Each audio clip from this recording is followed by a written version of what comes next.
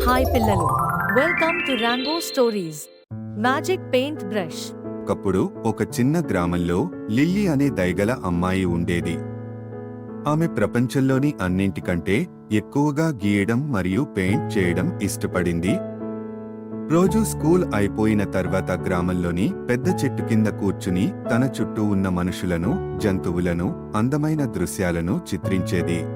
ఒకరోజు లిల్లీ అడవులను అన్వేషిస్తున్నప్పుడు నేలపై పడి ఉన్న ఒక వింత మెరుస్తున్న పెయింట్ బ్రష్ ను కనుగొంది. ఇది ఇంద్రధనస్సు యొక్క అన్ని రంగులతో మెరిసిపోయింది.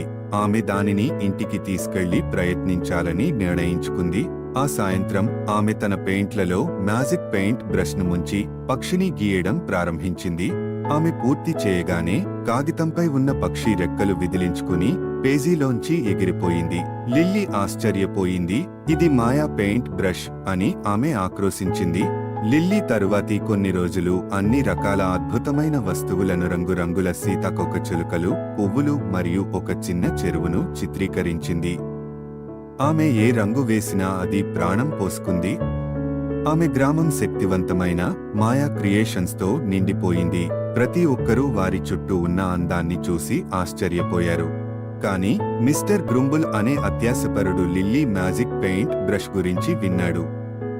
అతను దానిని కోరుకున్నాడు. దానితో అతను బంగారం మరియు నిధులను చిత్రించగలడు. ఒక రాత్రి అతను లిల్లీ ఇంట్లోకి చొరబడి ఆమె నిద్రిస్తున్నప్పుడు పెయింట్ బ్రష్ ను దొంగిలించాడు. మరుసటి రోజు ఉదయం లిల్లీ తన పెయింట్ బ్రష్ పోయిందని మేల్కొంది. గుండె పగిలిన ఆమె దాన్ని వెతకడానికి బయలుదేరింది. ఆమె గ్రామాన్ని శోధించింది మరియు చివరకు మిస్టర్ గ్రంబుల్ తన గ్రాండ్ హౌస్ లో బంగారు కుప్పలను పెయింటింగ్ చేస్తూ కనిపించింది. కానీ ఆశ్చర్యానికి గురిచేస్తూ అతడు వేసిన బంగారు చిత్రాలు మట్టి కుప్పలుగా మారాయి. కోపంతో విసుగు చెంది మిస్టర్ గ్రంబుల్ పెయింట్ బ్రష్ ను నేలపైకి విసిరాడు. ఈ బ్రష్ పనికిరాదు అని అరిచాడు.